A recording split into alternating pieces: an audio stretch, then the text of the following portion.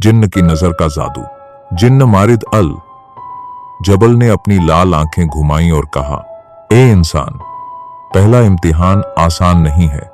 लोग अक्सर अपनी ईमानदारी और रूह को सोने चांदी के बदले बेच डालते हैं। अब देखना है कि तू किस मिट्टी का बना है। उसने अपनी हथेली खोली और जमीन हिलने लगी। शम्स को अचानक लगा जैसे उसके पैरों के नीचे की रेत गायब हो रही है। एक तेज हवाओं का बवंडर उठा और जब उसने अपनी आंखें खोलीं तो उसने देखा वह अब रेगिस्तान में नहीं था। शम्स ने चारों तरफ नजर डाली। उसके सामने एक बड़ा मेला था, जैसे पूरा शहर अचानक उसके चारों ओर बस गया हो। सोने की दुकानों पर चमचमाते हुए सिक्के रखे थे। हीरे और जवाहरात के ढेर ऐसे लगे थे जैसे सितारे जमीन पर उतर आए हों। हर गली में कढ़ाईदार कपड़े, इत्र की शीशियां, कीमती तलवारें और मोती जड़े ताज बिक रहे थे। लोग उसे देखकर पुकार रहे थे, आओ शम्स अल दीन, सब कुछ तुम्हारा है, बस हमें अपनी ईमानदारी दे दो और ये खजाना ले जाओ। एक आदमी उसे एक बड़ी नहर की ओर ले गया। नहर में पानी नहीं बल्कि खालिस सोना बह रहा था। आदमी बोला, देखो, ये सोना सिर्फ तुम्हारा हो सकता है, बस इतना कहना होगा। ईमान दौलत से छोटा है। शम्स की आंखें चौंधिया गईं। सोने की चमक ने उसके दिल को हिला दिया। वह सोचने लगा, अगर ये सब मेरा हो जाए तो मैं दुनिया का सबसे बड़ा ताजिर बन जाऊं। मगर फिर उसके दिल से आवाज आई, शम्स, तू तो हमेशा कहता था कि ईमान ही असली दौलत है। क्या तू इसे सोने के लिए बेच देगा? उसने गहरी सांस ली और बोला, सोने का दरिया चाहे पूरी दुनिया को बहा ले, मगर मैं अपनी रूह नहीं बेच सकता। सोने का दरिया अचानक सूख गया और जमीन पर दरारें पड़ गई। दूसरा लालच, हुस्न की महफिल।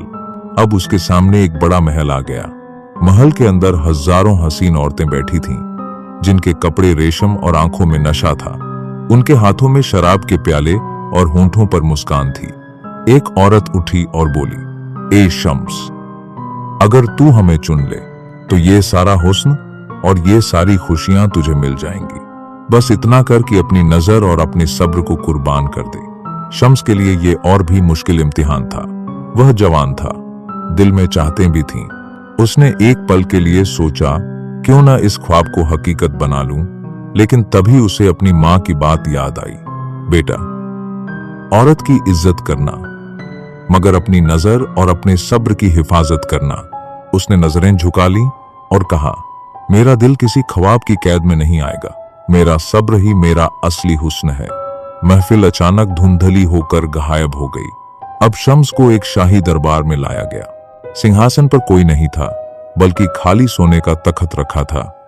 सिंहासन के पास तलवारें, मुकुट और सिपाहियों की फौज खड़ी थी। एक बुजुर्ग आवाज आई, शम्स अल दीन, ये तख्त सिर्फ तेरे लिए है। अगर तू चाहे तो आज से तू दुनिया का बादशाह है। बस इतना करना होगा कि तू अपना दिल कानून और इंसाफ से हटा ले और ताकत के आगे झुक जाए। शम्स ने तख्त की ओर देखा। सोने का तख्त चमक रहा था, जैसे उसमें पूरी दुनिया की ताकत छुपी हो। वह कुछ पल के लिए खामोश रहा, फिर बोला, अगर मैं ताकत के लिए इंसाफ छोड़ दूं तो मेरी हुकूमत रेत की तरह बिखर जाएगी। मैं तख्त नहीं चाहता, मुझे सिर्फ अल्लाह की रहमत चाहिए। इतना कहना था कि दरबार गायब हो गया और चारों तरफ खामोशी छा गई। अचानक जिन्न का कहकहा गूंजा। वह धुएं से प्रकट हुआ और बोला, शाबाश ए शम्स अल दीन, तूने पहला इम्तिहान पास कर लिया। सोना तुझे नहीं बहका सका, हुस्न तुझे नहीं झुका सका, तख्त तुझे नहीं लुभा सका। याद रख, इंसान की असली ताकत उसका ईमान है। जो ईमान को बेचता है वह सब कुछ हार जाता है। शम्स ने अल्लाह का शुक्र अदा किया और बोला, अगर पहला इम्तिहान इतना मुश्किल था तो अगले दो कैसे होंगे? जिन्न मुस्कुराया और बोला, अब तैयार हो जा, क्योंकि दूसरा इम्तिहान तेरा दिल कांपाने वाला है। वह है तेरे खौफ का इम्तिहान। दूसरा इम्तिहान, खौफ की घाटी।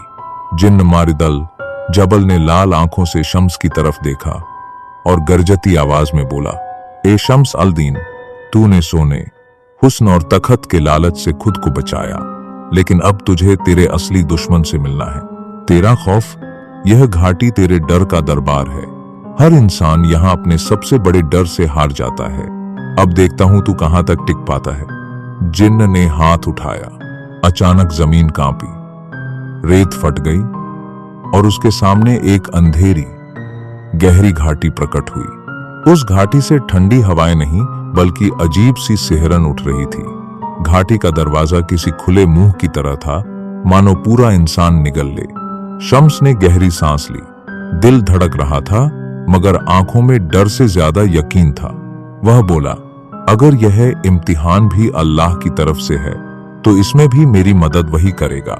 उसने कदम बढ़ाया और घाटी में प्रवेश किया। घाटी के अंदर अंधेरा गाढ़ा होता चला गया। कुछ दूर चलते ही उसने देखा कि उसके सामने एक विशाल पहाड़ खड़ा है। वह इतना ऊंचा था कि उसकी चोटियां बादलों में खो गई थीं। चट्टानें नुकीली, रास्ता तंग और सरकता हुआ। जैसे ही शम्स ने चढ़ना शुरू किया, पैरों के नीचे की चट्टानें खिसकने लगीं। नीचे गहरी खाई थी जिसमें सिर्फ अंधेरा था, ऐसा अंधेरा कि इंसान का नाम निशान मिट जाए। हवा तेज थी, कानों में आवाज गूंज रही थी, गिर जा शम्स, तू ऊपर तक कभी नहीं पहुंच पाएगा, तेरा ईमान भी तुझे बचा नहीं सकता।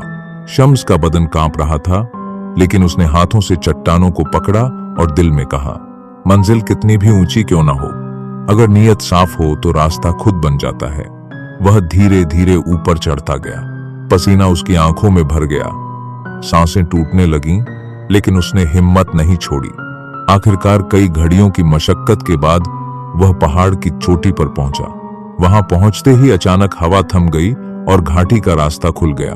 चोटी से नीचे उतरते ही उसने देखा कि रास्ता अचानक चौड़ा हो गया और उस रास्ते के बीचों बीच एक शेर लेटा हुआ था। उसकी दहाड़ से पूरी घाटी गूंज रही थी। उसकी आंखें लाल, दांत तलवार जैसे और नाखून लोहे की तरह नुकीले। शम्स का पहला ख्याल था, अब मेरी मौत तय है, लेकिन ध्यान से देखा तो शेर तड़प रहा था। उसके पंजे में एक बड़ा कांटा धंसा था और खून बह रहा था। शेर गरजा और बोला, ए इंसान, अगर तू आगे बढ़ा तो मैं तुझे चीर कर रख दूंगा, मगर अगर तू सचमुच बहादुर है तो मेरे दर्द को दूर कर। शम्स के माथे पर पसीना था, एक तरफ मौत का डर, दूसरी तरफ रहम की पुकार। वह सोच में पड़ गया, अगर मैंने कांटा निकाला तो ये मुझे मार सकता है, लेकिन अगर मदद न की तो यह दर्द इसकी जान ले लेगा। उसने अपने दिल की आवाज सुनी और बोला, रहम करना ही असली बहादुरी है। अगर यह मुझे मार भी दे तो कम से कम अल्लाह के सामने मैं जालिम नहीं कहलाऊंगा। वह धीरे धीरे शेर के पास पहुंचा। हाथ कांप रहे थे, दिल तेज धड़क रहा था। उसने कांटा पकड़कर जोर से खींचा। शेर जोर से दहाड़ा, घाटी हिल गई। शम्स डर के मारे पीछे गिर पड़ा, लेकिन अगले ही पल शेर शांत हो गया। उसने आंखें उठाकर शम्स को देखा और बोला, तूने डर को दया से जीता है, जाओ, रास्ता तुम्हारा है। शेर ने सर झुकाया और पीछे हट गया। रास्ता साफ हो गया। शम्स ने राहत की सांस ली और आगे बढ़ा, लेकिन यह राहत ज्यादा देर न रही। अचानक चारों तरफ लाल धुंध छा गई। हवा से अजीब सी सड़ांध आने लगी। उस धुंध से एक विशाल आईना उभरा, लेकिन यह कोई साधारण आईना नहीं था। उसमें उसका चेहरा नहीं बल्कि उसकी मौत के मंजर दिख रहे थे। कभी वह तलवार से कटा पड़ा था, कभी आग में जल रहा था, कभी कब्र में अकेला चीख रहा था। शम्स ने आंखें मींच लीं, लेकिन आईने से एक भारी आवाज आई, शम्स अल दीन, तेरी मौत तुझे निगलने आ रही है। अगर इससे बचना है तो अपना ईमान छोड़ दे। इतना कहते ही आईने से उसका हमशक्ल बाहर निकल आया। वह शम्स जैसा था, लेकिन आंखों में खून और चेहरे पर शैतानी हंसी थी।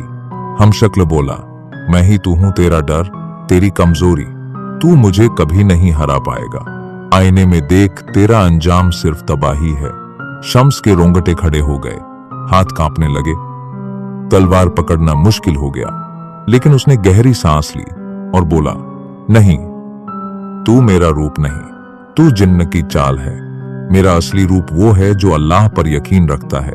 डर सिर्फ परछाई है और परछाई रोशनी से मिट जाती है। उसने तलवार उठाई और जोर से ला इलाहा इल्लल्लाह कहकर अपने हमशक्ल पर वार किया। आईना चटक गया, टुकड़े टुकड़े होकर बिखर गया। लाल धुंध हवा में घुल गई और घाटी फिर सन्नाटे में डूब गई। थका हुआ, पसीने से भीगा शम्स अकेला खड़ा था, लेकिन उसके चेहरे पर अब डर नहीं, सिर्फ यकीन की चमक थी। अचानक घाटी गूंज उठी, धुएं का गुबार उठा और जिन्न मारिद अल जबल प्रकट हुआ। उसकी आंखों में हैरत थी। वह बोला, शाबाश शम्स अल दीन, तूने पहाड़ की ऊंचाई को पार किया, शेर के डर को रहम से हराया और अपने ही डर के आईने को तोड़ डाला। तूने साबित कर दिया कि तेरे दिल में सिर्फ अल्लाह का खौफ है और जो इंसान अपने डर को जीत ले उसे कोई ताकत हरा नहीं सकती। तूने दूसरा इम्तिहान पास कर लिया। शम्स ने सजदा किया और बोला, ये मेरी ताकत नहीं, ये अल्लाह की मदद है, वरना मैं भी एक कमजोर इंसान हूं। जिन्न की आंखों में अजीब सी चमक आई। वह मुस्कुराया और बोला, लेकिन याद रख, अब सबसे कठिन इम्तिहान बाकी है, तेरी मोहब्बत का इम्तिहान। जिन्न धुएं में गायब हो गया। घाटी में सिर्फ शम्स खड़ा रह गया, थका हुआ मगर और भी मजबूत। तीसरा इम्तिहान, सच्चाई का फैसला। रेगिस्तान की उस गहरी घाटी से निकलने के बाद शम्स की सांसें अभी तक तेज चल रही थीं। उसने सोचा, लोभ के मेला को मैंने ठुकरा दिया, डर की घाटी को पार कर लिया, लेकिन अब आगे क्या होगा? क्या वाकई मैं इस रहस्यमयी सफर को पूरा कर पाऊंगा? जिन्न उसकी परछाई की तरह उसके पीछे था। उसकी गहरी और भारी आवाज गूंजी, जिन्न, ए शम्स, अब तक तूने अच्छा किया है, लेकिन असली इम्तिहान अभी बाकी है। पहले इम्तिहान में तेरे दिल को सोने चांदी से आजमाया, दूसरे इम्तिहान में तेरी रूह को डर से परखा, अब तीसरे इम्तिहान में तेरे ज़मीर और सच्चाई की बारी है। यहां अगर तू हार गया तो तेरे तमाम सफर की कोई अहमियत न रहेगी। शम्स के कदम लड़खड़ाए, मगर हिम्मत ने उसे संभाला। अचानक आसमान में धुंध छा गई। जब धुंध छटी तो शम्स ने देखा कि उसके सामने एक शहर बसा हुआ है। शहर की गलियां रोशन थीं, इमारतें ऊंची और शानदार, मगर शहर अजीब सा लग रहा था। कभी सब कुछ सोने से चमकने लगता तो कभी राख की तरह बिखर जाता। जिन्न ने कहा, यही है तेरे तीसरे इम्तिहान की जगह। यहां हर शख्स तुझे धोखा देगा, हर चेहरा नकली होगा। तेरे सामने ऐसे हालात आएंगे जहां तू चाहे तो झूठ बोलकर अपना फायदा ले सकता है या फिर सच बोलकर सब कुछ खो सकता है। देखते हैं तू क्या चुनता है। शम्स गली से गुजर रहा था कि उसने एक औरत को देखा। वो औरत फटे कपड़ों में थी, बच्चे भूख से बिलख रहे थे।